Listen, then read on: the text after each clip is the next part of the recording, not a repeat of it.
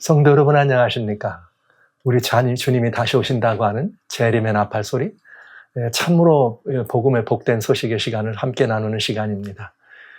근래에 계속해서 여러분과 같이 요한계시록 속에 들어있는, 요한계시록에 나와 있는 7 재앙이 있습니다.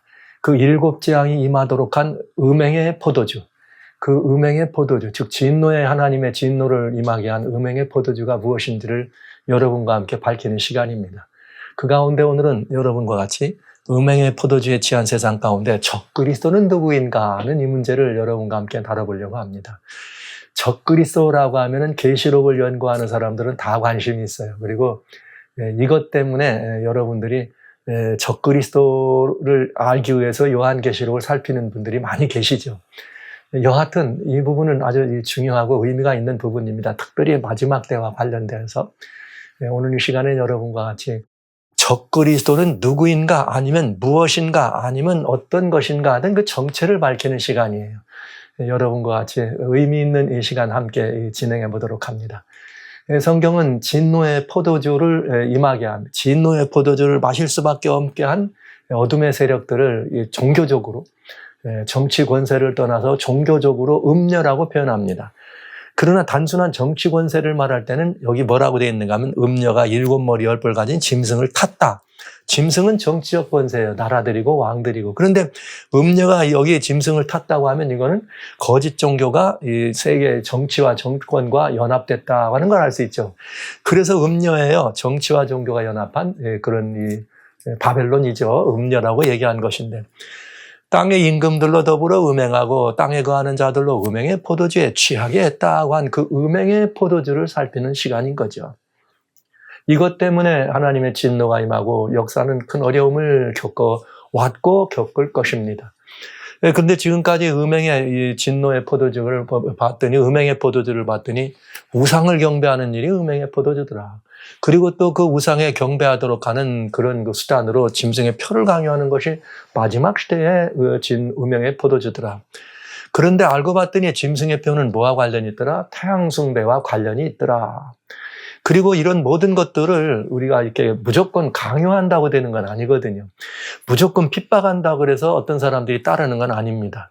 과거에도 그랬고 현재에도 그랬고 핍박으로 인해서 사람들이 어떤 의식을 고취하게 하고 그걸 따르게 하는 것은 그저 모두 다는 아닙니다. 오히려 핍박이 있을 때 사람들이 정신을 차리고 더 바르게 살려고 하는 사람이 늘어난다는 것이죠. 초대교회나 중세교회 때 핍박이 있을 때 그리스도인들은 더 많이 부응했습니다. 마찬가지입니다. 그래서 단순히 핍박만 가지고는 안 되기 때문에 그 사람들이 이런 일을 하도록 하기 위해서는 반드시 뭐가 필요하다? 미혹이 필요하다.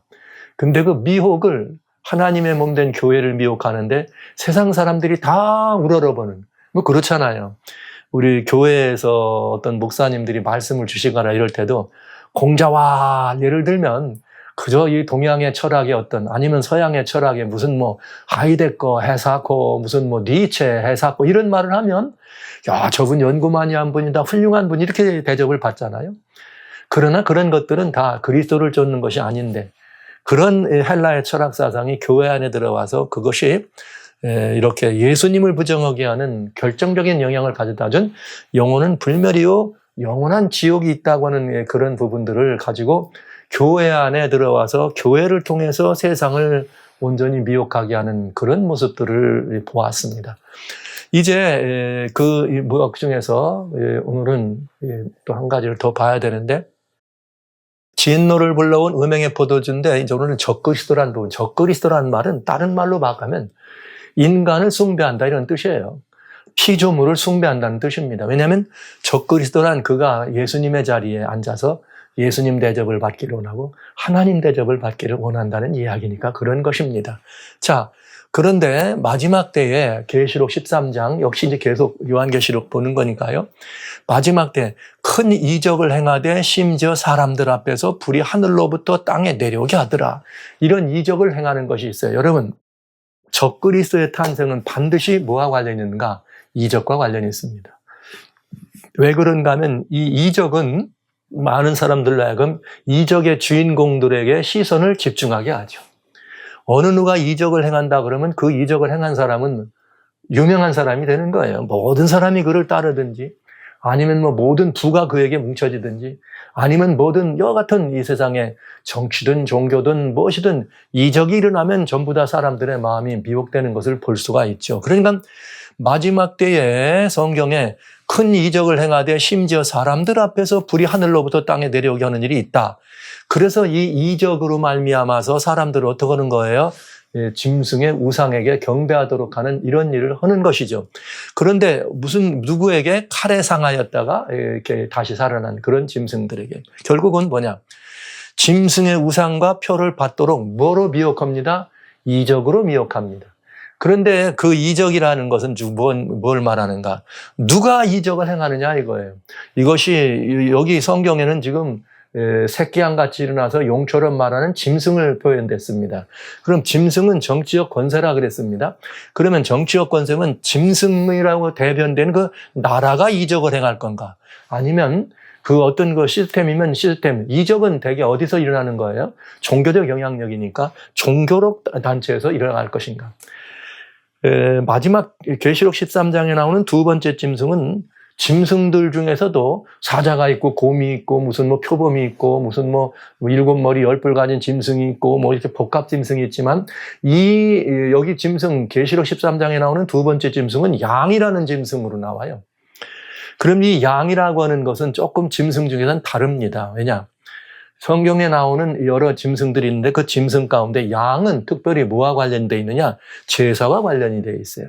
그러니까 이 양으로 묘사되어 있다 이렇게 되면 이 짐승은 무엇도 관계 있다? 종교적인 역사도 있다. 그러니까 양으로 표현된 짐승은 정치적 권세이면서 또 무슨 권세? 정치적 권세인 것도 알 수 있다 이거죠. 그러니까 이적이라는 것이 가능한 거예요. 그런데 그것이 나라를 말하는 것일까? 아니면 사람을 말하는 것일까? 이건 좀 따져봐야 되지 않겠어요? 그래서 이제 이적 문제, 이것은 뭐와 관련이 있다? 적그리스도, 인간을 숭배하는 일과 관련이 있기 때문에 우리는 이 문제를 보는 것입니다. 자, 이 마지막 때에 이 적그리스도와 인간 숭배는 어떻게 연관되어 있는가? 사도 바울은 데살로니가 후서에서 뭐라고 말했는가 하면 불법을 사람 멸망의 아들이 나타나야지만 마지막 예수님이 오신다. 이 앞에 이제 예수 주님이 강림하신다는 날이 있죠. 그런데 그 불법의 사람은 뭐냐? 대적하는 자인데 이 대적이란 말은 하나님을 대적한다는 말이죠. 범사에 걷는 하나님이나 숭배함을 받는 자 위에 뛰어나 자존하여 하나님 성전에 앉아 자기를 보여 하나님이라 하느니라. 즉 인간이 스스로 즉 피조물이 하나님의 성전에서 뭐가 되기를 원하는 거예요? 하나님이라 얘기한다는 말이니까 숭배받기를 원한다는 거죠. 그렇죠? 그런데 그는 대적하는 자라. 그런 하나님을 대적하는 존재가 어디서? 하나님을 존경하는, 경배하는 성전에서. 그러니까 하나님의 성전을 완전히 유린하고 더럽힌 걸 알 수 있죠. 그러니까 여기 이적으로 뭘 하느냐, 성전에 앉아 자기를 보여서 하나님이라 하는데 사람들이 그냥 이럴 대로 해도 들어갈까요? 어떤 인물이 그냥 뭐 내가 하나님 그러면 경배할 사람이 누가 있어요? 반드시 그러기 위해선 뭐가 필요하냐? 이런 일이 반드시 있어야 돼요. 그러나 저로 하여금 저희 때 나타나게 한다. 즉 마지막 때에 이런 일이 나타나도록 하기 위해서 지금은 아니고 막는다 이거예요. 말세에 딱 일어나도록 하기 위해서. 그런데 마지막 때에 그때 불법한 자가 나타나는데 그때 불법한 자가 나타나면 적그리스도예요. 주 예수께서 그 입김으로 저를 죽이시고 그러니까 예수님의 재림과 아주 밀접한 관계가 있는 거죠. 마지막 때 불법한 자, 하나님의 성전에 앉아서 자기를 보여 하나님이라고 말하는 그런 존재가 있어야지만 그러면 그때 예수님이 오셔서 그를 정리하겠다 이렇게 말씀하셨는데 그런데 그 불법한 자가 나타나는데 예수님 오시기 전에 마지막 때죠. 말세에. 악한 자의 임함은 사단의 역사를 따라 모든 능력과 표적과 거짓 기적과 불의의 모든 속임으로 멸망하는 자들에게 임하다 이렇게 돼 있어요. 그러니까 아무나 하나님 성전에 앉아 그렇게 하잖아요. 그는 반드시 뭐가 필요해요? 이적을 일으킬 수 있는 사람. 사단의 역사를 힘입어서 여기에 말이죠. 능력과 표적, 기적 이런 불의의 속임수 이런 것들로 사람들이 깜빡 속을 수밖에 없는 그냥 이분이 진짜 하나님 같아. 왜? 그런 어마어마한 능력이 일어나야 된다 이 말이에요. 그러니까 계시록 13장에 심지어 하늘에서 불이 내려오는 것과 같은 그런 이적도 일으키더라 이런 말을 한 것입니다. 그러니까 적그리스도의 탄생은 반드시 뭘 동반한다? 어마어마한 이적을 동반한다. 그래서 적그리스도가 나타나 사단의 역사로 뭘 행합니다? 이적을 행한다 이거예요. 그러니까 인간이 숭배가 받으려면 뭘 해요? 사단의 역사로 이적을 행하는 사람이 반드시 태어나게 될 거다.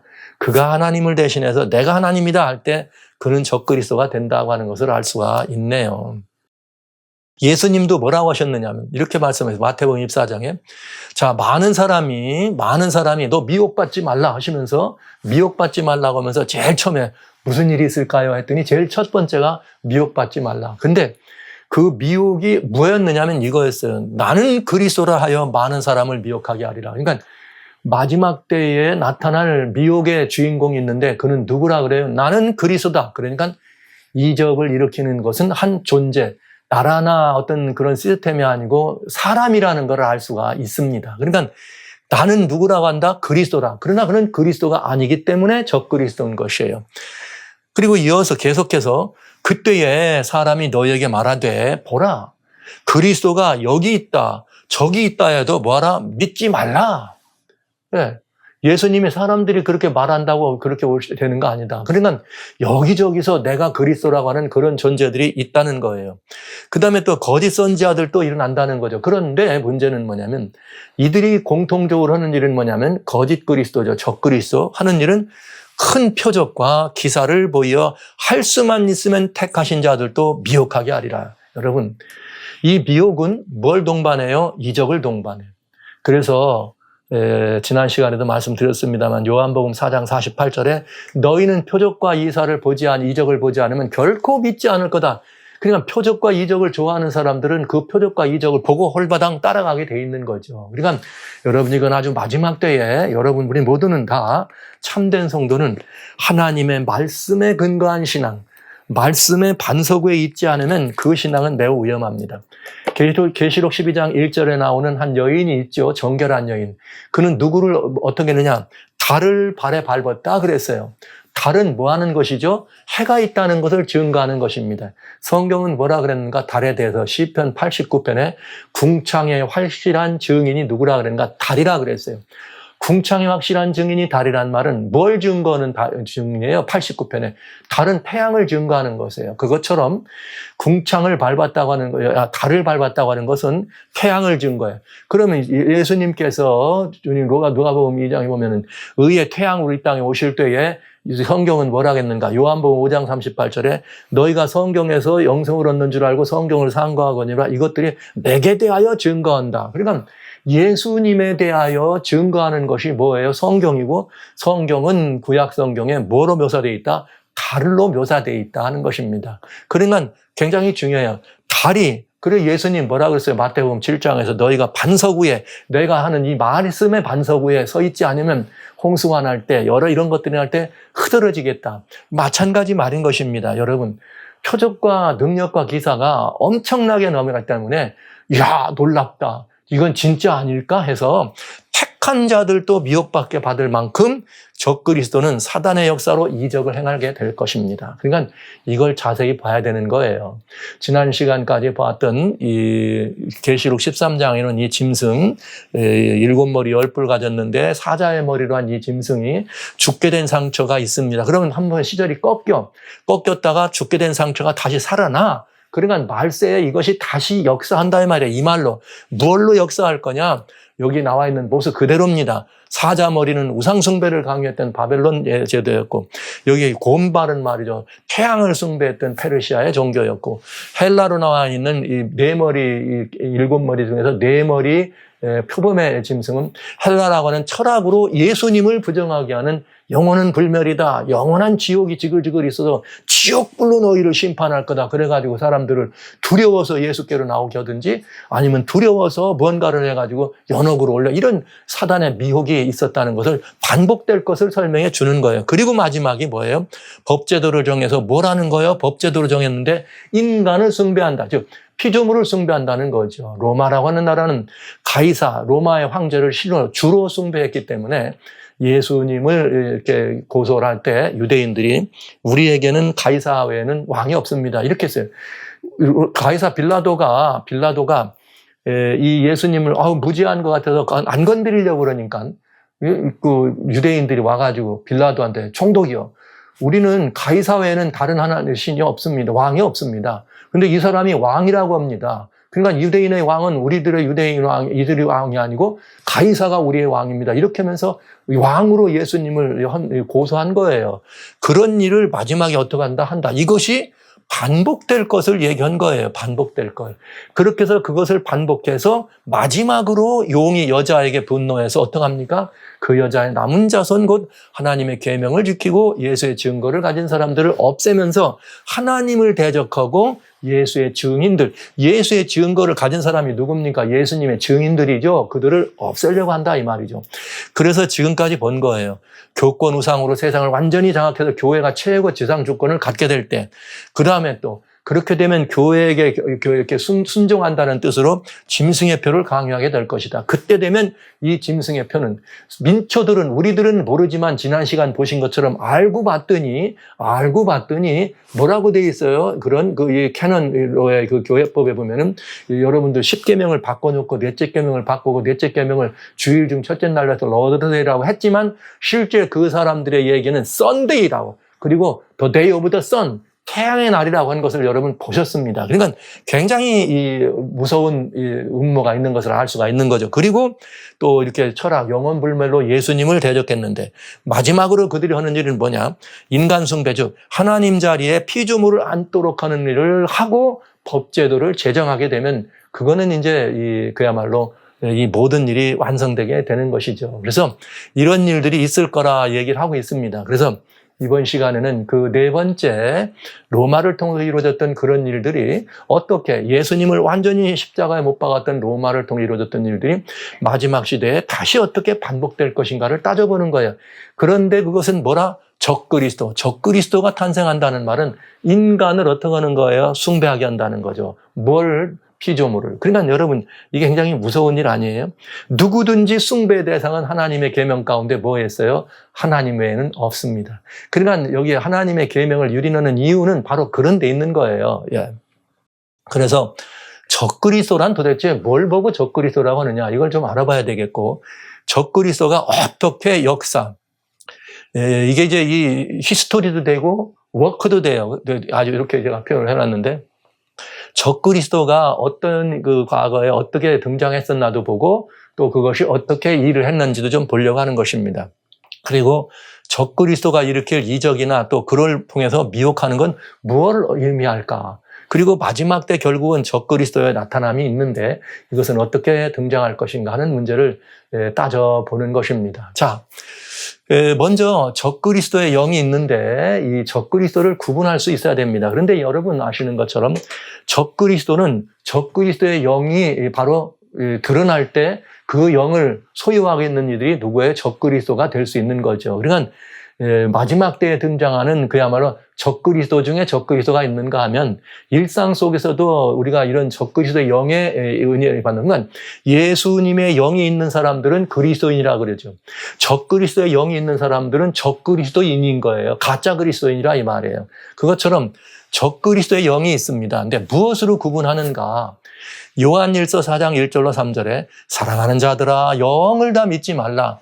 오직 영들이 하나님께 속하였나 시험하라. 많은 거짓 선지자가 세상에 나왔는데 하나님의 영은 이것으로 알지니 곧 예수 그리스도께서 육체로 오신 것을 시인하는 영마다 하나님께 속한 것이요. 예수님의 육체로 오셨단 말은 예수님이 하나님이다 이 말이에요. 성육신이라는 말씀을 한 거죠. 하나님이다. 그런데 만약에 예수를 시인하지 않는다는 말은 예수님이 육체로 오신 것을 시인하지 않는다 이런 뜻이고 그 말은 곧 예수님을 하나님으로 믿지 않는다면 그런 영은 하나님께 속한 영이 아니니 이것이 곧 적그리스도의 영이니라. 왜 적그리스도는 말을 폈을까요? 하나님에 속한 것이 아니라고 하면 될 텐데 그 이유는 교회 안에 있기 때문에 그리스도인이라고 하는데 그 안에는 그리스도의 영이 없고 누구의 영이 있다? 적그리스도의 영이다. 하나님을 대적하는 영이 있다. 이런 뜻입니다. 그래서 적그리스도의 영, 적그리스도는 뭐예요? 하나님을 대적하는 존재인데 특별히 뭐 하는 존재? 예수님의 하나님 되심을 부인하는 영입니다. 그래서 여러분 예수님이 하나님이라고 하는 것이 기독교 신앙의 정체성이에요. 그리스도교란 말은 기독교란 말은 예수님이 하나님이란 뜻이에요. 마태복음 16장 18절에 16장 16절부터 18절에 보면은 베드로가 너는 나를 누구라 아느냐? 예수님이 질문해. 주는 살아계신 누구요? 주는 살아계신 누구요? 그리스도시요 살아계신 하나님의 아들입니다. 이 말은 하나님이란 뜻이에요. 메시아, 하나님이라. 자, 이렇게 얘기한 것이죠. 이것을 부인하면 예수님이 메시아인 것, 예수님이 하나님의 아들인 것, 예수님이 하나님 되시는 것을 부인하면 적그리스도다. 이게 성경적 정의가 되겠습니다. 그리고 그는 어떻게 되는 거예요? 여기에 예수님을 부인하는 영이니까 곧 예수님을 부인하니까 예수님이 이 땅에 오셔서 이루신 그 모든 증거들을 뭐 하겠어요? 배적하는 영입니다. 배적하는 영. 이것이 적그리스도의 영이 되겠습니다. 자, 그러면 우리는 예수님에 대해서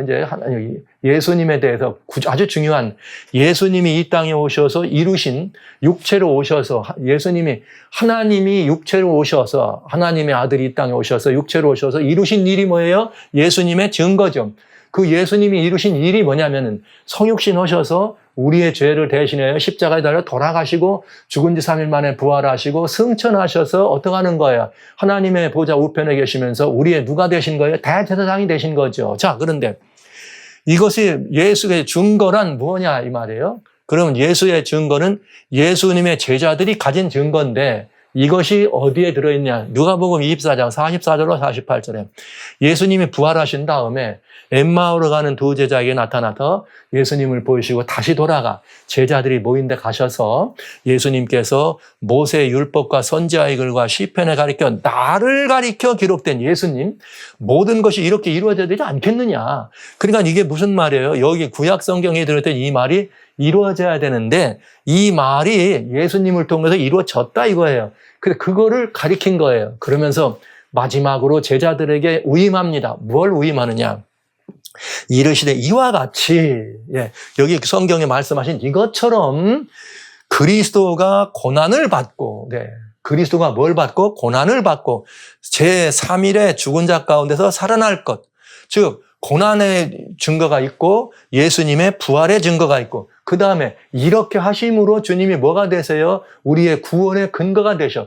그리고 이 구원의 능력을 모든 인류에게 나눠주시죠. 그래서 그의 이름으로 죄사함을 얻게 하는 이제는 뭐예요? 예수님을 믿어 영접하면 죄사함이 있죠? 중보야. 중보란 주님의 구속의 공과를 어떻게 하는 거예요? 적용하고 나눠주는 게 중보입니다. 자, 이름으로 죄사함을 얻게 하는 회개가 예루살렘부터 시작하여 모든 족속에게 전파될 것이 기록되었다. 이렇게 성경이 그거라 이 말이에요. 이게 선지자들이죠. 선지자들이 말한 게 뭐냐면 이 선지자들이 증거한 게 바로 이거였다. 예수님, 내가 고난받고 십자가에서 고난받고 죽었다 살아난다. 그런 다음에 뭐가 될 거다. 이제는 다시 이렇게 모든 이 죄의 근원, 이 구원의 근거가 돼서 죄 사함을 얻는 회개를 이제부터 모두에게 만민에게 적용할 수 있는 모든 족속에게 적용할 수 있는 이런 것들이 성경에 기록되어 있고 이 일이 다 이루었느니라. 그런데 이것이 이루어진 것을 너희는 어떻게 했다? 이 모든 일의 증인이라. 왜? 고난받고 제3일에 부활하시고 이 모든 것을 다 어떻게 해요? 보잖아요. 그리고 이 중보에 이 제사장 올라가시고 승천하는데 그 승천하는 것까지 직접 어떻게 합니까? 사도행전에 보면 증인이 되는 것입니다. 그래서 이는 누군가 하면은 누구예요? 제자들입니다. 그러니까 제자들은 뭐냐? 예수의 이 증거를 가진 거예요. 그런데 이 예수님의 증거는 여기 말씀했잖아요. 모세 율법과 선지자의 글에 예수님을 가리켜 증거한 이게 예수님의 뭐예요? 이루어진 것이 증거. 그런데 이 일이 말이죠. 어떻게 우리들에게 이루어지나 보세요. 첫째는 뭐냐? 예수의 제자들이 가진 증거인데 예수님은 성경에 약속된 모든 일을 이루신 분이에요. 근데 배속의 증거죠. 왜? 죄인을 위해서 죄값을 치르셨어요. 십자가에서 어떻게 했어요? 고난을 받으시고. 즉, 이 말은 죄인을 위해서 죄값을 치르신 거예요. 만민을 위해서. 그 다음에 그 죽은 지 3일 만에 뭘 하세요? 부활하셨어요. 부활의 증거를 이 제자들이 본 거예요. 그러니까 부활은 뭘 말하느냐 하면은 부활은 여러 가지 의미가 있는데 그 중에 대표가 뭐냐면 예수님이 하나님이라는 걸 증거하신 거예요. 내가 스스로 존재하는 자다. 그래서 로마서 1장 4절엔 뭐라고 되어 있는가? 성결의 영으로는 부활하여 스스로 그가 하나님의 아들 즉 하나님임을 증명하셨다 이 말이죠. 그러니까 부활의 증거는 바로 그걸 말하는 것이고요. 그 다음에 중보의 증거란 말은 구속의 공로를 어떻게 하는 거예요? 나눠져. 이제부터는 누구든지 주의 이름을 부르는 자는 어떻게 됩니까? 구원을 얻도록 하나님께서 예루살렘부터 만민에게 이걸 증거하셨다. 바로 이 말입니다. 그러니까 대속의 증거요, 부활의 증거요, 중보의 증거를 제자들은 다 가져야 돼요. 근데 이 증거는 어떻게 되느냐? 눈으로 목격만 한 것이 아니라 제자들에게는 이것이 자기들의 뭐가 돼야 되냐? 진짜가 돼야 돼. 뭐냐? 대속의 증거를 가졌다는 말은 눈으로 그 예수님이 그러셨다는 것을 보는 것만 아니라 내가 이 용서의 사람이라는 것을 갖고 있어야 돼요. 주님의 부활의 증거를 가진 사람은 주님의 부활에 나도 합동돼서 나도 부활한 거듭난 생명으로 부활한 생명이라는 증거를 가지고 있어야 된다 이 말이에요. 그런가 하면 여기 주님께서 이 공효를 모든 만민에게 나눠주는 것처럼 나도 뭐 하는 거예요? 이 증거를 나눠줄 수 있는 중보의 증거를 개인적으로 가져야 됩니다. 그러니까 예수님의 증거라고 하는 건 주님이 보여주신 그 모든 것들 객관적 사실만이 아니라 이것들을 나도 그것을 영접해서 이 사실을 내가 영접하면 내가 바로 이 사람이 되는 거예요.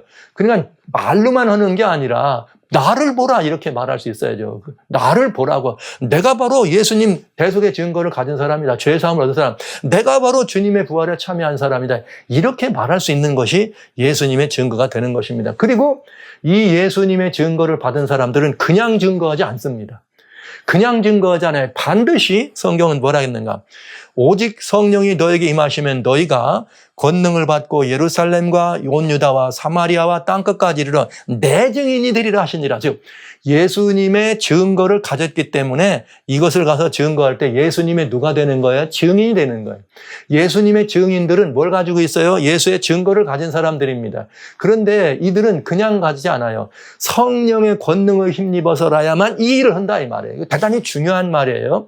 예수님의 증거는 성령의 능력으로 증거한다. 그런데 이 말을 자세히 보시면 예수님의 증인들, 예수님의 증거를 가진 증인들은 예수님 당시 있던 제자들만을 말한 것이 아닙니다. 여기 보시죠.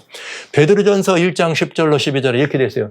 요 앞에는 영혼의 우리의 이런 그 믿음의 결국은 곧 영혼의 구원이다. 그 영혼의 구원이 뭐냐 설명하면서 이 구원에 대하여 너희에게 임할 은혜를 예언하던 선지자들이에요. 연구하고 부지런히 살펴서 뭘 했느냐? 자기 속에 계신 그리스도의 영이 선지자들 속에 누가 있어요? 예수님의 영이 있어. 그래갖고 그 예수님이 그리스도의 영이 증거해. 뭐라고? 받으실 고난과 후에 얻으실 영광, 즉 십자가와 부활과 승천에 대한 것을 미리 증거하여 어느 시 어떠한 때를 지시하는지 상고하니라. 이미 선지자들에게도 예수님의 증거는 어떻게 됐어요? 주어졌어요. 그래서 예수의 증거를 어떻게 한 거예요? 선지자들의 심령 속에 있는 예수님의 영이 직접 이 성경, 구약 성경에 이렇게 고난받고 부활하고 승천할 것에 대하여 이미 증거됐다는 거죠. 이게 중요한 것입니다. 예수의 증거가 이것이에요. 직접 예수님이 직접 증거한 거. 이게 아주 정확하게 돼 있어요. 이 섬긴 바가 자기를 위한 것이 아니요 너희를 위한 것이 계시로 알게 되었으니 이렇게 돼 있어요. 이것은 하늘로부터 보내신 성령을 힘입어 복음을 전하는 자들로 누구예요? 예수님 전에도 선지자들도 성령을 힘입어서 복음을 전했죠. 그때는 오실 메시아. 이제 예수님 이후에 성령이 임하시면 그랬죠. 성령이 우리에게 임하면 성령을 입어서 복음을 전하는 자들, 즉 누구예요? 예수의 증거를 가진 자들이에요. 자들로 이제 너희에게 고한 것이요 천사들도 살펴보기를 원하는 것이다. 무엇가? 예수님의 증거가. 네. 그러니까 살아신 성도 여러분, 이 예수님의 증거는 아주 중요해요. 계속해서 예수님의 고난을 받으실 것과 얻으실 영광을 언제부터 옛날에 구약부터 계속 증거해 오셨어요. 이거를 제자들이 보고 또 어떻게 하는 거예요? 이 증거를 증거하는 거예요. 이것을 제자들의 증거를 받은 우리들이 제자들의 이야기와 성경 말씀을 보고 이 증거를 받아들인 것입니다. 우리도. 그런 다음에 이 증거를 증거하기 위해서 우리가 뭐 하는 거예요? 하늘로부터 보내신 성령을 힘입어서 이 복음을 전하는 것이 예수님의 증거가 바로 뭐가 된 거예요? 복음인 것입니다. 그런데 실제 이 증거는 누가 해요? 우리 안에 계신 그리스도 예수의 영이 이를 직접 증거한다 이런 거죠. 그러니까 예수의 증거에 대해서 우리 하나님의 많은 교회들 가운데는 혹 다른 소리를 하시는 분들이 계신데 성경적으로 너무나 분명하다는 걸 여러분 이렇게 말씀드리겠습니다. 그래서 요한이 갇혔을 때도 나는 너희 형제들과 같이 된 자로 예수의 증거 때문에 들어갔다. 그럼 요한은 12제자지만 요한만이 아니라 다른 많은 우리 형제들도 그 증거를 가졌다는 거죠. 그 예수님이 내가 이 아버지께 기도하는 것은 이자들, 제자들만이 아니라 이자들의 말을 듣고 또 나를 믿는 자, 우리들을 위해서도 뭐 한 거예요? 주님이 기도하시고 증거한 것처럼 바로 예수의 증거는 우리들이 각자가 다 주님의 대속의 증거와 주님의 부활의 증거와 주님의 뭘 가지고 있어야 돼요? 중보의 놀라운 증거를 우리가 가지고 있어야 된다 이 말이에요. 그래서 그 증거로 사실로 우리가 부활한 사람으로 살아서 예수님의 부활하심을 얘기할 수 있어야 된다는 거죠. 주님의 대속의 증거를 가지고 용서의 사람으로 살아서 나도 사람들에게 주님의 용서를 나눠줄 수 있어야 된다는 얘기입니다. 주님이 지금도 우리를 위해 어떻게 하신 거예요? 보혈의 공로를 나눠주시는 분이라는 사실을 하나님의 이 지성소에서 하나님이 어디에서요? 보좌에 앉으셔서 어떻게 해요? 지금 우리들에게 이 모든 것들을 이루어지고 가신 분이라는 사실을 대제사장으로 왕으로 오염의 보좌 우편에 있다는 것을 증거하는 것이 예수의 증거예요. 그걸 가진 사람들이 예수의 증인들입니다. 여러분과 제가 바로 이 예수의 증인들인 것입니다.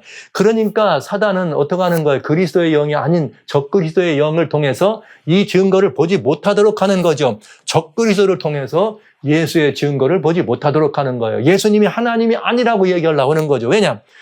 자, 예수의 증거를 없애는 확실한 방법 중에 하나가 뭐냐면 대속의 증거. 아니, 예수님이 십자가에 돌아가셨다고 어떻게 그게 온 인류를 위한 죄사함이 되겠느냐, 죄값이 되겠느냐, 죄값을 갚은 게. 예수님이 만약에 온 인류를 위한 죄값을 갚으시려면 뭐가 돼야 돼요? 창조주 하나님이 되셔야 돼. 그렇지 않으면 인류의 죄만큼 죽어야 되니까 그건 다른 사람은 할 수 없는 거죠. 그러니까 이 예수님이 하나님이 아니면 이런 일은 대속이라는 말은 있을 수가 없는 거예요. 두 번째, 부활의 증거는 예수님이 하나님이 아니시면 부활하실 수도 없는 거죠. 그러니까 이걸 못 보게 하는 거죠. 그 다음에 중보의 증거. 예수님이 하나님이 아니시면 부활하신 다음에 멜기세덱의 반차를 쫓아서 승천하셔서 우염의 보좌 우편에 앉아 뭘로? 왕으로도 앉고 멜기세덱이 반차니까 누구로도 앉고 대제사장으로 앉아. 히브리서 5장 9절로 10절에 뭐라고 말씀하셨는가 하면 주님께서 이렇게 고난받으시고 부활하심으로 말미암아 모든 우리의 죄를 청결하게 하고 뭐라 했느냐?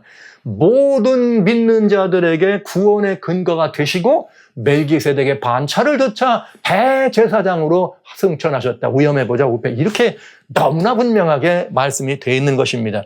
그러니까 사단이 예수님을 대적한다는 말은 하나님을 대적한다는 말이고 하나님의 이런 증거를 없애려면은 예수의 증거를 없애려면 예수님이 하나님이 아니면 끝나는 거예요. 예. 그래서 뭘 원하느냐? 사단은 처음부터 예수님은 하나님이 아니란 말을 주장하기를 원했던 것입니다.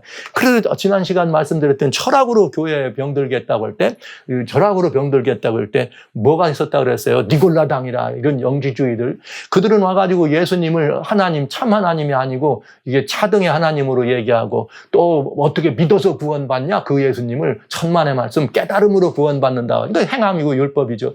그런 사람들입니다. 이 율법을 또 이렇게 배제하면서 믿음으로 얻는 구원을 그들은 거절한 사람들이에요. 그러니까 예수님의 하나님이 아니라고 하는 이제 그런 이걸로 이 교회 안에 들어왔던 철학, 미혹이죠. 그런 사상들이 이렇게 영혼불멸도 가져오고 영혼지옥을 만들어서 예수를 안 믿어도 구원에 들어갈 수 있는 구원의 길을 교회 안에 들여온 것입니다. 이것이 바로 영혼지옥이라는 것을 지난번에 보신 것이고요. 근데 제자들은 이 모든 일의 증인이라. 예수의 증거를 가진 제자들. 예수님의 증거는 지금 어디 있느냐? 제자들에게 있잖아요. 그 증거를 가진 증인들에게. 그러니까 예수님의 증거가 있는 이상은 사단이 어떻게 할 수가 없어요. 예수님이 하나님이라는 사실을 부정할 수가 없네. 고로 사단은 뭘 원해요? 여기 이 적그리스도를 통해서 바로 제자들을 어떻게 예수의 증거를 가진 제자들, 즉 예수의 증인들을 없애려고 하는 것이 되겠습니다. 그 다음에 또 뭐가 있느냐. 이것을 예수의 증인들은 뭐 있어야지만 예수님의 증인으로서 증거를 해요?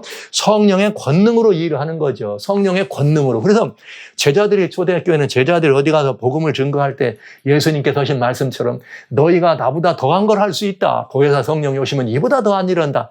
그 제자들도 다닐 때 말이죠. 베드로가 지나가면 그림자만 봐도 바울이 지나가면 그림자만 봐도 낫겠다는 사람들이 많이 일어나는 이런 놀라운 역사가 있었던 것이죠. 그것 때문에 그걸 막으려면 막는 방법은 뭐예요? 사단도 뭐예요? 자신의 역사를 따라 능력과 표적과 기적과 불의의 속임수로 어떻게 하라? 미혹하게 되는 것입니다. 그러니까 증인들을 없애는 것은 핍박이고 그 다음엔 뭐예요? 미혹이에요.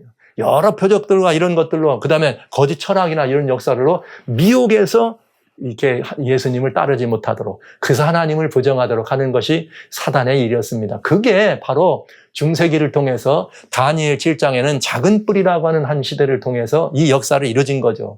그래서 우리는 기독교는 말로 하나님의 지극히 높은 자를 대적했다는 이 작은 뿔을 적그리스도다 이렇게 표현한 것입니다. 왜요? 하나님을 대적한 세력이니까요.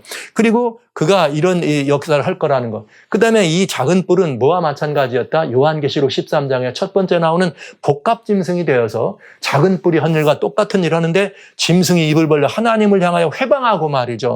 그의 이름과 하늘 장막 거하는 자들을 회방하고 그 다음에 권세를 받아 성도들을 싸워 이기더라. 그러니까 성도들과 싸워 이겼다는 말은 증인들을 없앴단 말이고 하나님을 대적했다는 말이죠. 그럼 사단이 대적한 하나님은 누굴까요? 사단이 대적한 하나님. 이게 재밌는 말씀이 있어요. 주님은 이게 우리 이렇게 성경 야고보서에 보면은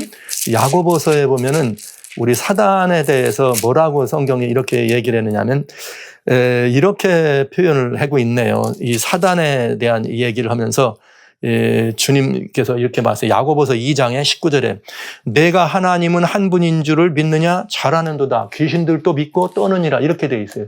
귀신도 믿고 떠요. 하나님은 몇 분인 걸 알고 한 분인 줄 알고. 그러니까 여러분 귀신도 하나님이 한 분인 줄 알고 믿고 떤다고 그러면 사단이 누구를 대적해요? 그 한 분이신 그 하나님을 대적한 것이 아니에요. 누굴까요? 성자 하나님이죠. 왜? 성자 하나님을 자기들과 똑같은 피조물쯤 하나로 본 것이죠. 하나님은 형상이 없는 분이고 아무도 가까이 못 보는데 이 창조주 하나님, 아들 하나님은 나타나셨으니까 사단이 그걸 오해한 거죠. 그 마찬가지예요. 그래서 여기 이 사단이 한 일은 뭐냐면 예수님을 대적하는 일을 합니다. 그런데요, 여기 참 묘한 일이 성경에 있습니다. 이 성경의 말씀은 하나도 빠진 것이 없다고 하는 말씀이 정확합니다. 자, 아까 보니까 뭐 대적하고 성도들을 핍박하는 거는 어떤 세력이 있어야 되잖아요. 정치적인 세력이나 권세가. 그런데 다니엘서에는 세 가지 세력이 나와요. 다니엘 2장은 문명이라고 하는 그런 여러 가지 일 가운데 문명을 장악해오는 그런 이 세력입니다. 그러니까 문명이라는 거는 뭘 말하면 되겠어요? 이 사람들이 살아가는 삶의 여러 가지 다양한 요소들을 주장하는 그런 세력. 그래서 문명의 역사를 금운동철로 설명하고 흙의시대가 있다 이렇게 설명을 한 거고요. 다니엘 7장에서는 짐승과 뿔이라고 하는 모습으로 정치적 세력의 나라들, 왕들. 그래서 사단이 다니엘 나올 때는 이 머리에다 하늘에서 쫓겨내려갈 때, 자기 부하들을 내려보낼 때는 머리에 면류관이 있다고 하면서 7머리에 면류관이 있어서 이 7머리로 포상되는 네 짐승. 그 다음에는 이제 이게 사단이 쫓겨나가지고는 뿔의 시대가 오잖아요. 근데 여러분, 짐승은 정치적 권세를 말했어요. 그런데 뿔은 정치적 권세이면서 또 무엇도 설명해줬다? 정치적 권세이면서 종교적인 얘기도 하더라. 그런데 다니엘 8장은 완전히 종교적 권세에 대한 이야기가, 세력에 대한 이야기가 등장합니다. 그건 뭐냐면 다니엘 8장에는 염소가 나오고 양이 나오는 일이 벌어져요. 근데 양과 염소는 둘 다 어디들은 하나님의 성소에서 제사로 드려지는 제물들입니다. 근데 그 두 양이 다 뿔이 있어요. 그러니까 이게 세력인데 종교적 권세를 가지고 이 대적하는 일들을 설명해주고 있습니다. 그런데 그 다니엘 8장에도 똑같이 작은 뿔이 등장합니다. 여러분, 다니엘 7장에서 작은 뿔이 나타나가지고 이상한 짓을 하잖아요. 눈이 있고 입이 있어도 큰 말을 하면서 하나님을 대적하더라. 그 말을 자세히 설명해 준 게 다니엘 8장에 그 작은 뿔이 뭔지 알아? 단순한 정치적 세력이 아니야. 그가 무슨 일을 했느냐 하면 이렇다고요. 그중 한 뿔에서 작은 뿔이 나더니 남편과 동편과 영원한 땅을 향하여 심히 커지더라.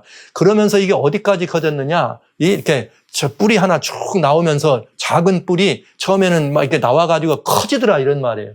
예, 오늘 이 이야기는 제가 다시 읽는 이 다니엘이라고 하는 것 여러분 보시면은 방송선교회 여러분 그 유튜브 예수통신에 들어있습니다. 거기에 다니엘 8장을 한번 참조해 보시면 자세히 아실 수 있는데 이렇게 되더니 무슨 일을 하느냐. 이 뿔이 얼마냐. 하늘 군대에 비칠 만큼 커져서 군대와 별중것을 땅에 떨어뜨리라. 그러니까 성도들을 뭐 하더라? 핍박하는 일을 하는데 이건 종교적인 묘연이기 때문에 여러분 그리스도인들을 얘기할 때 우리는 하나님의 군대라고 표현합니다. 그 이유는 출애굽기서에 주님 출애굽 20장 41절로 42절에 애굽에서 이스라엘 백성들이 나올 때 여호와의 군대가 나왔다 이렇게 표현합니다. 이게 종교적인 얘기예요. 여호와의 군대. 애굽의 싸움이죠. 정치적인 이런 것만 아니라. 그러니까 여러분 하늘 군대에 비쳤다 이 말은 무슨 말이에요? 종교적인 이런 일을 작은 뿔이 한 거다. 다니엘 7장에 대한 그 작은 뿔이 어떻게 하는지를 설명해 주는 거예요. 근데 그 다음에 뭐 하는 거 봐세요? 스스로 높아져서 군대의 주제를 대적하더라. 이렇게 나와 있어요. 스스로 높아져서 군대의 주제를 대적하더라.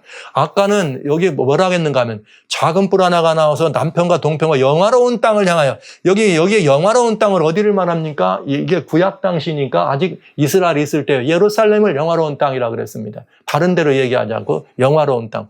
그러니까 예루살렘을 진격에 들어온 거를 말하잖아요. 그러면서 진격에 들어오더니 이것이 하는 일이 백성들, 성도들을 핍박하고 군대의 주제를 대적하더라 이렇게 된 거예요. 그러면 성경 따져보면 되죠. 여기 군대의 주제라고 하는 말을 여기는 이제 사르라고 하는 이 표현으로 썼는데 군대를 주제를 사르라고 하는 표현을 썼는데 이게 왕을 말하는 거예요. 그런데 성경이 해석을 해야 안 됩니까? 이 군대의 주제를 대적했다는 말을 이걸 다니엘에게 이 성경을 주시고 해석을 해줘. 다니엘 8장 25절에 해석을 하는데 스스로 서서 여기 군대 스스로 높아져서 그죠? 스스로 높아져서 군대 주제인데 군대 주제가 뭐냐? 스스로 서서 만왕의 왕을 대적하더라 이렇게 돼 있어요.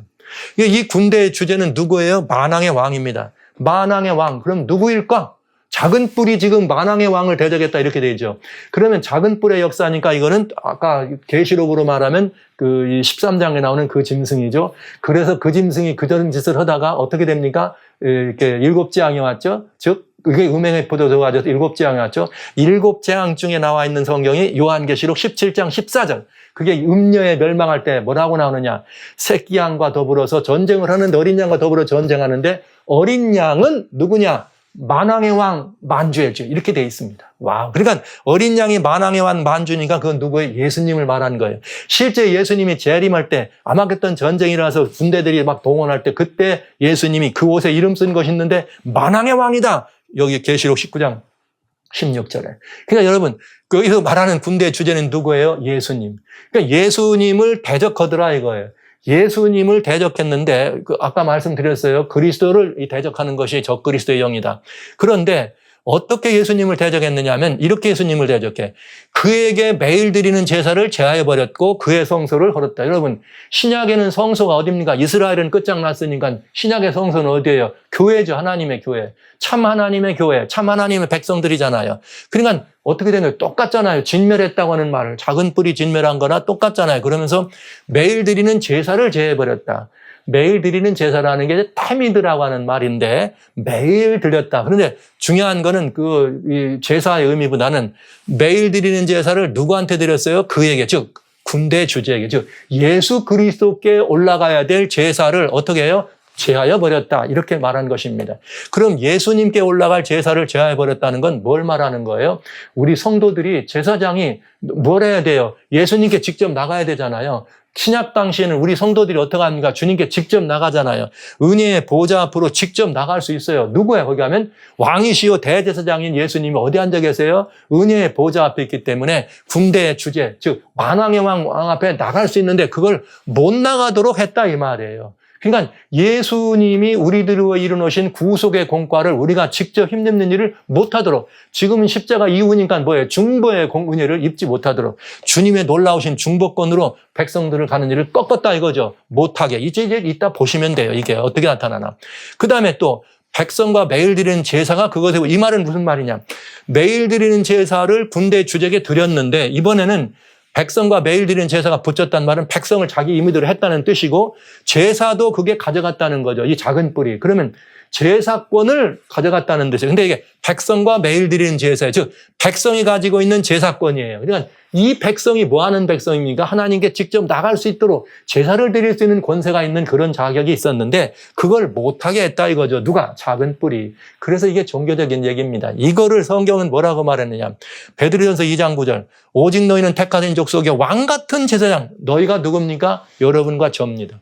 그냥 신약 백성들이 우리가 제사장이에요. 우리는 그렇기 때문에 군대주제인 예수님, 하늘 보좌에 있는 그분을 향하여 매일 드리는 제사를 들려 시때때로 은혜의 보좌로 나갈 수가 있는 거예요. 누가? 우리가 직접. 근데 그걸 못하겠다는 말은 제사권을 우리들로부터 박탈했다는 거죠. 그러니까 제사장권을 유린했다 하는 것을 보게 됩니다. 왜? 이 예수의 증거라고 하는 말이에요. 이게 주님이 이루신 이 모든 일을. 그런데 이것이 어떻게 되나 보세요.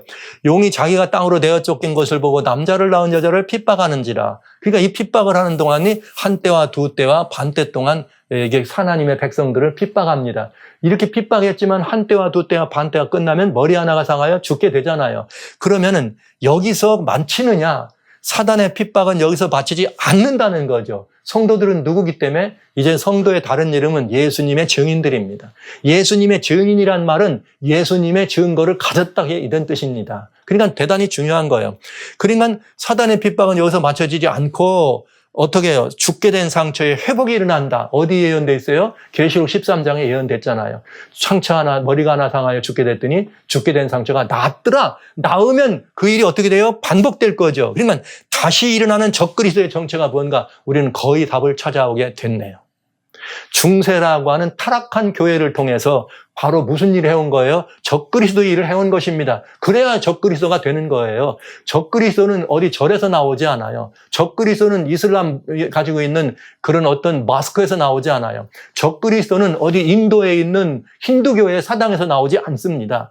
적그리스도는 공자님을 섬기는 어떤 그런 이 신과 묘에서 나오지 않습니다. 말 그대로 적그리스도는 어디예요? 하나님의 교회 안에서 그리스도인이라 해야 되는데 가짜 그리스도인 거죠. 그래서 가짜 그리스도인이고 진짜 그리스도가 아니고 가짜 그리스도가 그리스도를 흉내내는 게 적그리스도니까 다시 어디 일어난다? 적그리스도가 일어날 거다. 어디에서? 하나님의 교회에서. 이렇게 되네요.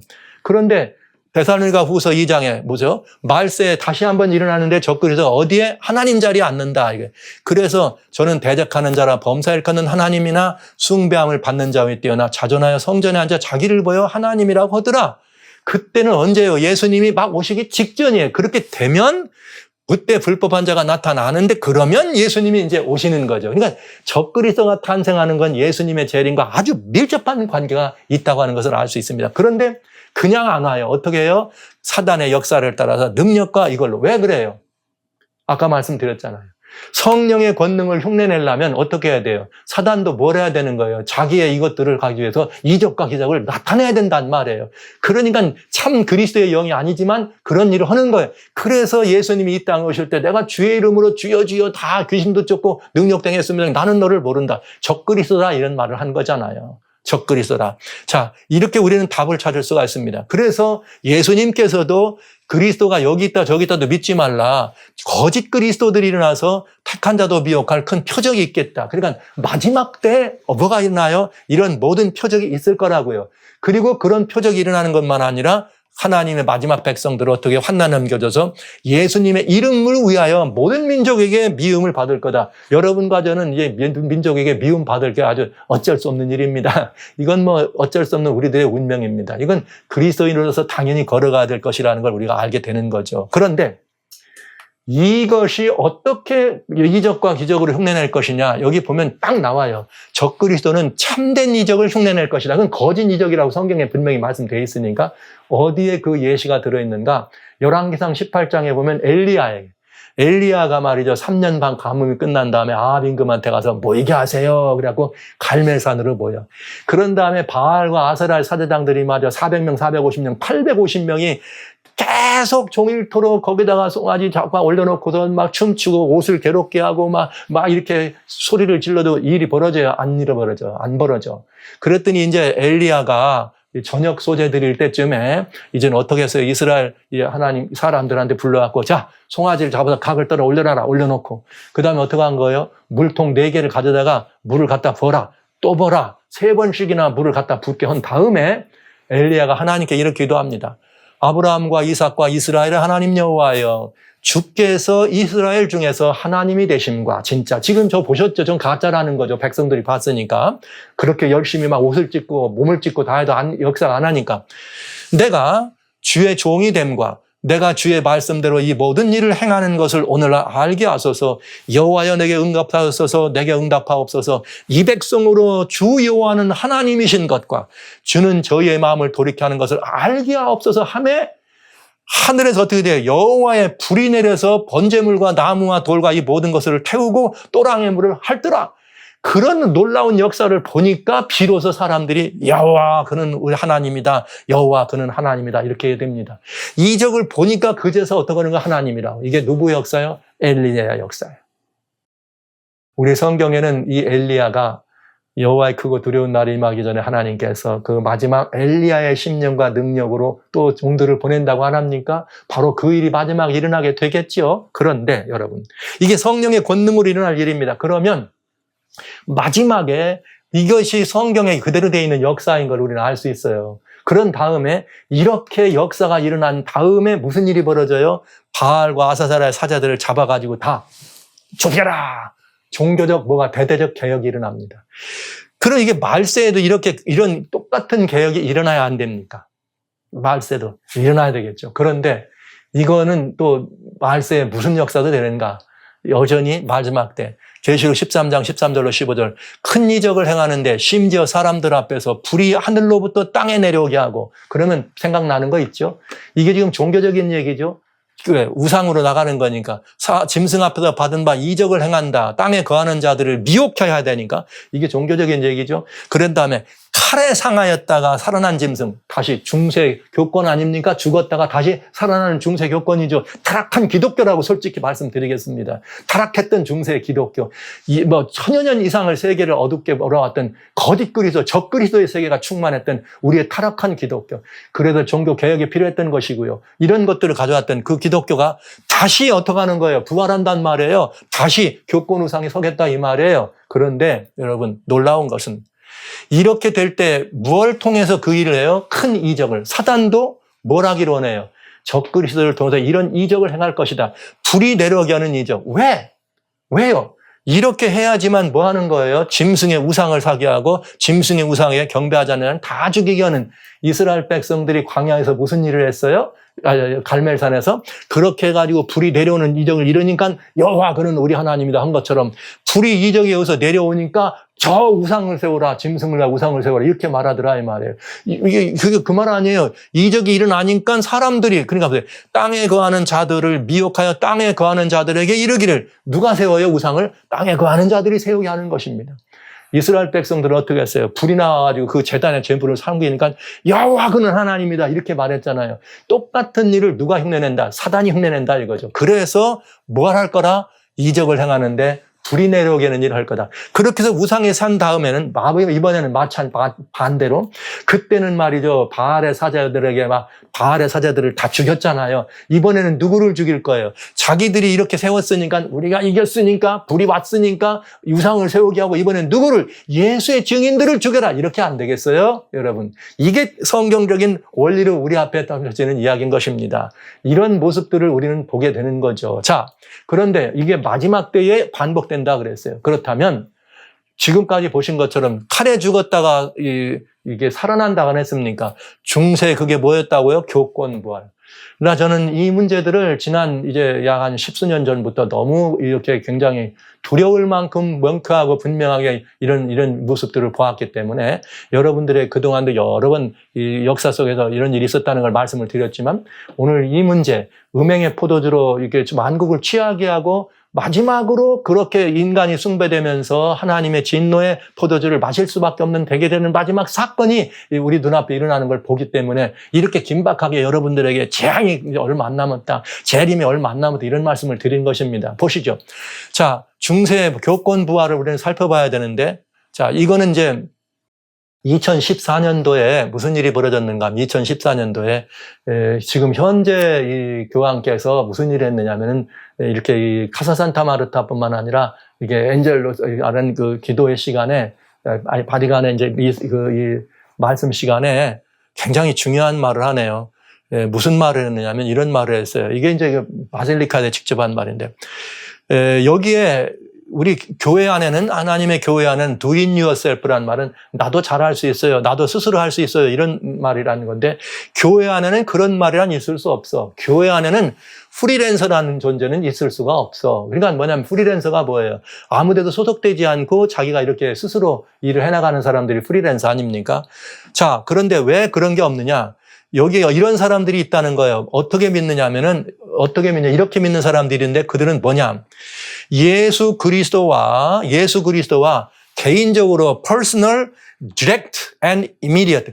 개인적이고도 매우 직접적이고 아주 이렇게 예수님과 함께 제 개인적이고 직접적이고 즉각적인 관계를 할 수 있다고 믿는 사람들이 있다 이거예요.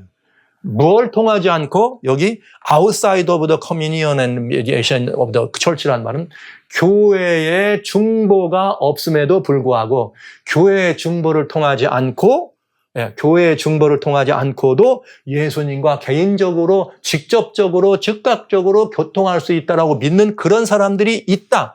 그들이 누구냐? 종교적인 프리랜서고 do it yourself라고 하는 바로 이런 사람들이야. 그런데 이것은 이런 this temptation, 이러한 모든 미혹들은 매우 위험한 것이라 이거야. 매우 위험하고 해로운 것이다. 이 말은 무슨 말이에요? 예수님께 직접 나가지 말아라. 나가지 말라. 자, 그에게 매일 드리는 제사를 중세교회가 어떻게 했다? 제하여 버렸다. 예수님께 직접 나가는 길을 막았다 이 말이죠. 못 나가게 했단 말이에요. 자, 지금 이게 이렇게 된 거예요. 자, 그런 다음에 이건 말이죠. 직접 나갈 수 없으니까 성도들의 뭘 박탈한 거예요? 제사장권도 박탈하고 예수님께 직접 못 나가니까 예수님이 우리의 중보를 위해서 베풀어야 될 그걸 대면하지 못하는 거 아닙니까? 은혜의 보좌 앞으로. 그런가 하면 2014년 9월 15일 카사산타 마르타에서 여기 성모 마리아에 관한 이야기를 한 그때에 무슨 일이 벌어졌는가? 이 바티칸 라디오에서 나온 거예요. 자, 여기 이 프란체스코 교황은 그가 정말 이렇게 마음에 가득한 굉장히 그분은 이렇게 휴메니즘적인 아주 사람들에게 자상하고 따뜻한 휴메니즘적인 사람 냄새가 나는 교황이라는 말을 처음에 태어나자마자 많이 했잖아요. 그런 마음으로 여기 이 캐토릭시즘 전 캐토릭 성도들에게 어필했는데 뭐라고 어필했느냐? 이렇게 어필한 것입니다. 여기 이렇게 말한 거예요. 버진 메리가 신성의 제2위에 하나님의 3위 아닙니까? 성삼위. 거기 3위에 신성의 제2위에 이렇게 올라가야 된다. 이런 의미의 말을 하고 있다는 것을 이렇게 보여준 거예요. 이게 바티칸 방송에서 한 말이니까요. 바티칸 방송에서 2014년 9월 15일. 이거 어마어마한 일 아닙니까? 거기에 뭐라고 얘기했는가? 프란치스코는 어떻게 했는가? 버진 마리아에 대해 얘기할 때 뭐로 제사했느냐? 사람들의 희망은 예수님께 있는 것이 아니라 마더처치, 캐토릭에게 있다. 이렇게 말했습니다. 그 예수님께 직접 나가지 말고 어디로 나오라는 거야? 교회로 나오라는 거야. 아까 분명히 얘기했죠. 예수님께 직접 교통한다는 것은 위험하고 그건 매우 해로운 것이다. 이렇게 말했다고. 그러면서 이 바티칸 방송에서는 계속해서 그의 주장에 대해서 주장을 하는데 이건 무엇을 암시해 줬느냐? 이런 거예요. 자, 이건 뭐냐면 예수님이 신성의 3위에 예수님이 신성의 2위잖아요. 성부, 성자, 성령. 그런데 여기서 예수님을 demoted to the third dignity. 이 말은 신성의 2위에서 신성의 3위로 예수님을 좌천시키고 대신 뭐냐? 버진 마리, 마더처치를 로만 캐토릭 처치, 이게 나와요. 마더처치, 로만 캐토릭 처치를 어디다가 예수님이 있던 신성의 2위 자리에다가 take place, 그의 자리를 대신해서 올려야 된다. 탄핵시켰다 이 말이에요. 이렇게 여러분 이게 있을 수도 없는 일입니다. 그러나 이런 일을 한 거죠. 이건 뭐냐면 신성, 3위의 신성을 모독하는 참남된 일이죠. 하나님에 향하여 입을 회방한 거. 그러면서 뭐예요? 예수님을 가톨릭 교회 아래로, 교회 아래로 중세 교권구원 지상주의가 어떻게 된 거 회복된 것 아닙니까? 이것이 이렇게 공식적으로 일어나는 것을 보면서 굉장히 마음에 이거 큰일 났다. 중세 교회가 성경대로 말한다면 죽게 된 상처가 낫는다더니 정말 이 상처가 교권 구원이라고 하는 최고의 조건, 이미 신성의 자리까지로 교회를 올려놓을 수 있을 만큼 이게 공식적 자리에서 이런 말씀들을 하실 수 있을 만큼 교회가 됐다면 이건 무서운 일 아닙니까? 그러면서 드러나는 얘기가 뭐냐면 자, 미리 말한 것과 마찬가지로 이 세상에서 가장 추앙받는 인류 역사상 월드 히스토리 인간의 역사 속에서 가장 추앙받는 사람이 누구냐? 오늘 이 시대에 누구였나? 프란체스코라고 하는 교황이었다. 이렇게 말하고 있는 것입니다. 죽게 된 상처가 어떻게 되더라? 낫더라. 그러면서 여기 실제 2015년입니다. 70차 유엔총회 나오기 전입니다. 무슨 일이 있었는가? 오늘날 현대에 있는 파 프란시스코를 뭐라고 했는가? One of the most skilled politician이라고 써놓았어요. 이 지구상에서 아주 뭐한 사람, 가장 말하자면 정치 최고수라 이 말이에요. 그는 누구다? 지구상에서 가장 아주 유능한 정치 고수다. 이렇게 말을 하면서 가장 추앙받는 사람으로 떠오르게 됐습니다.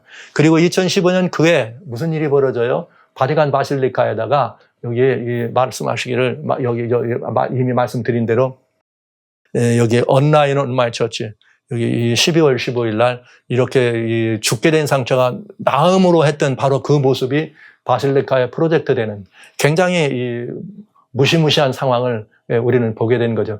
그 죽게 된 상처가 나왔단 말은 뭐냐면은 이런 말이에요. 중세 교권구원 지상주의가 부활했다 이런 말입니다. 그런데 이렇게 해서 15년에 하고 2017년에 무슨 말을 했는가? 이제 교권 지상주의가 딱 부활하니까 어떤 일을 했느냐? 주기도문을 바꿉니다. 여기 프란체스코는 뭐라고 했느냐면은 로드스 프레이라고 하는 주기도문을 이렇게 바꿔달라고 새롭게 제안합니다. 여러분 주기도문 가운데는 그런 말이 있죠. 우리를 시험에 들지 말게 하옵소서. 이 말은 하나님께서 주권적으로 우리를 이끌어 가신다는 사실을 고백한 것이 주기도문인데 이거를 그렇게 하지 말고 우리가 시험에 들지 말자. 이렇게 되면 우리가 뭐가 되는 거예요? 우리 자신의 주체가 되는 이걸로 기도문을 바꾸게 되는 일이 벌어지는 것이죠. 그래서 19년대에 공식적으로 이 일이 벌어집니다. 실제 신성의 예수님을 신성의 이후에 3위로 하고 그 자리에 교권이 올라간다고 할 때 많이 난리가 났었죠. 그래서 사람들이 이제 물어봅니다. 바티칸에게 이게 무슨 말이냐? 이럴 수가 있느냐? 물어봤더니 한마디로 바티칸이 대답했습니다. 우리는 전통이 뭐라고요? 성경보다 위에 있습니다. 이렇게 말한 것입니다. 뭐가요? 전통이. 그 전통이 뭡니까? 교황이 말한 말이 전통입니다. 이렇게 하고 신성의 이유가 올라갈 때도 넘어가고 이것도 동일하게 넘어갔습니다. 그렇다면 우리는 지금까지 여러분들에게 말씀드렸던 몇 가지 사실 중에서 우리는 뭘 꼭 기억해야 되는가? 중세교회는 십계명을 바꿨습니다. 네.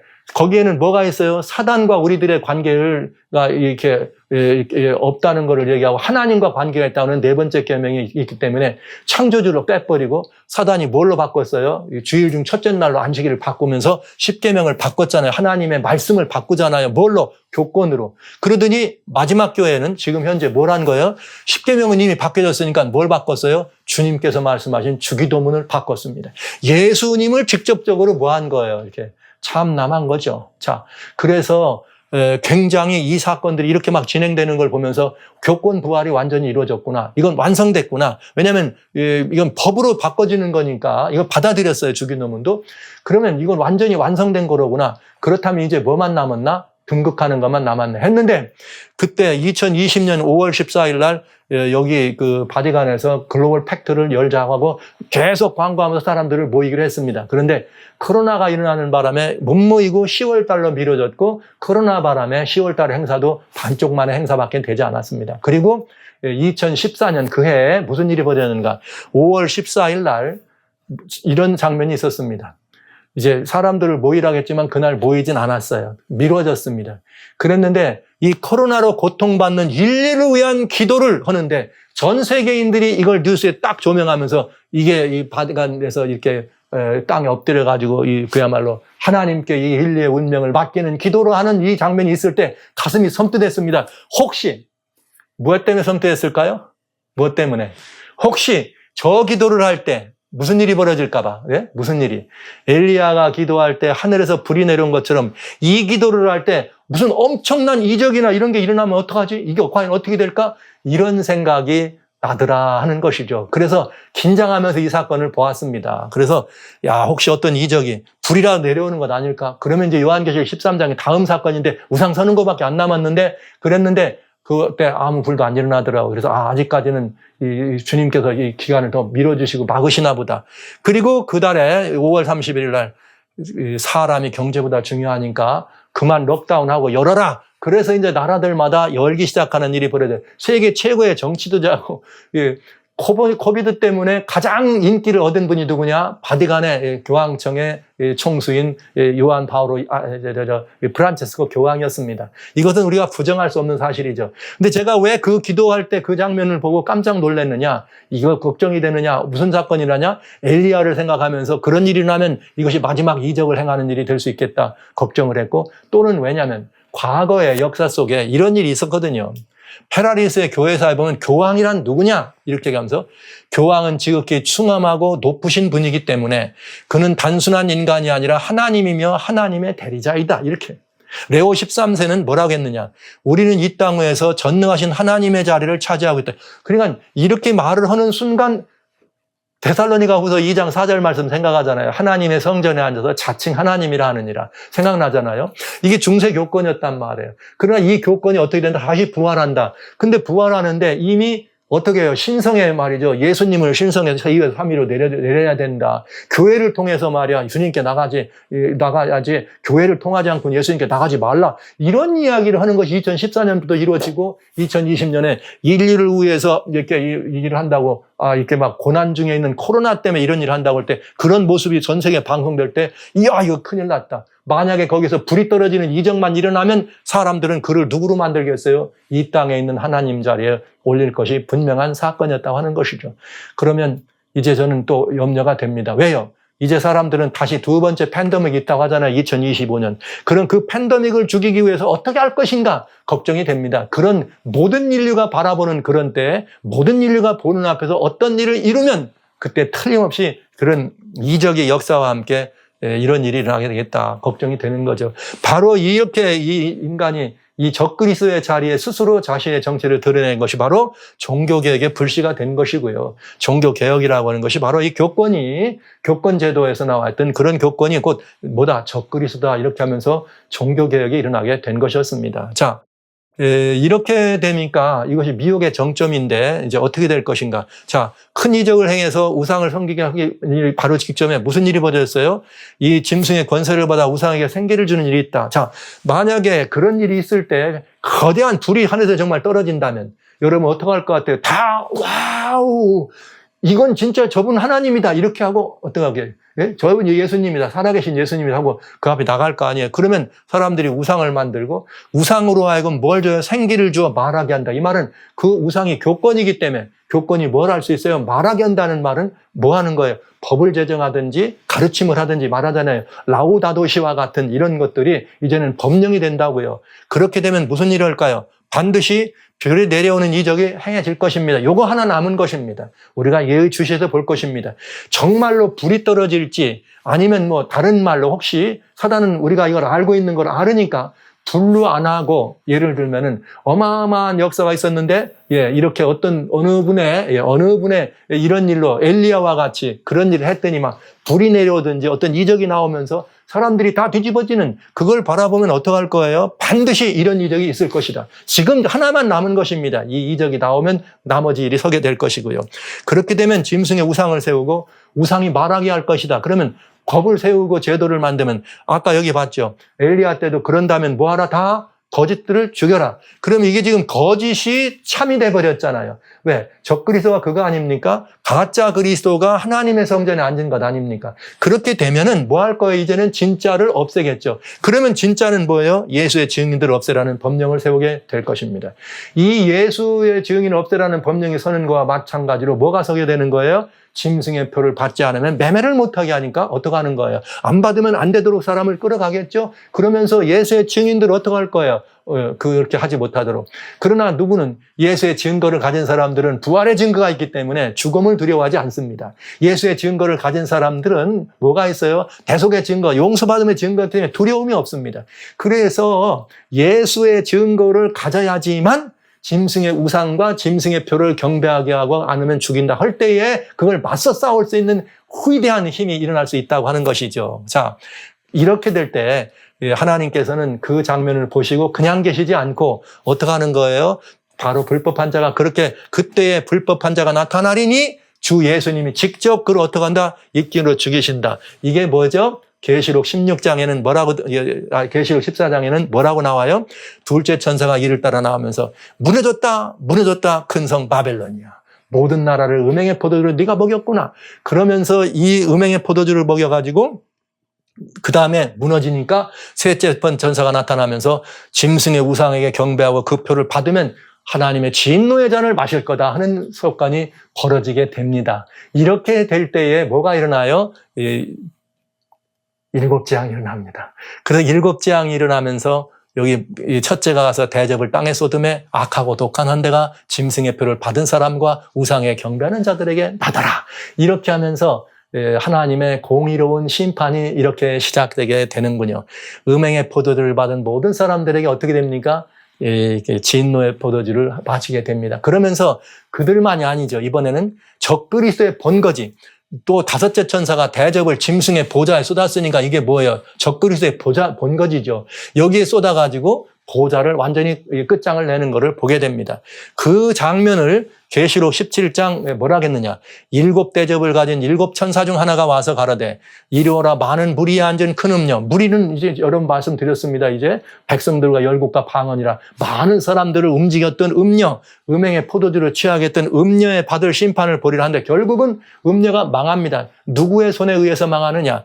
이 가짜 종교라는 게 드러났잖아요. 이미 재앙이 떨어지니까. 그러니까 저게 가짜 종교라는 게 드러나니까 그를 지원했던 다른 많은 파워들이 모여가지고 그 가짜 종교를 없애버린다 이런 얘기죠. 인과응보. 그래야 공의의 심판이 되는 거죠. 너 때문에 이렇게 됐다. 이런 심판이 적그리스도의 번거지가 망하게 되는 음행의 포도주로 미치게 한 음녀의 최후가 이렇게 일어나는 것을 보게 됩니다. 이것이 요한계시록에 나와 있는 일곱 재앙이 왜 일어나게 됐는가? 음행의 포도주 때문에 일어났다. 근데 그 음행의 포도주란 무엇이냐? 음행의 포도주란 이렇게 아까 말씀드린 것처럼 요한계시록에 보면은 그 음행의 포도주의 내용이 무엇인지를 알 수 있도록 주님은 짐승들의 모습을 통해서 보여줬다. 그런데 이 짐승의 모습들을 통해서 보여주셨는데 이 짐승의 모습은 계시록 13장은 다니엘 7장과 연결이 되더라. 그러면서 그 계시록 13장에 나오는 음행의 포도주는 우상 숭배요, 태양 숭배요, 영원 불멸이요. 그다음에 인간을 숭배하는 적그리스도를 통해서 그가 하나님 자리에 앉아서 하나님처럼 숭배받게 하려고 하는 마지막에 이게 인간의 피조물이 하나님 자리에 앉게 될 때에 음행의 포도주를 완전히 극에 달한 것이게 되고 그렇게 되면 어떻게 됩니까? 역사는 마감을 할 수밖에 없게 된다. 이때는 공의의 심판이 우리들에게 임하게 될 것입니다.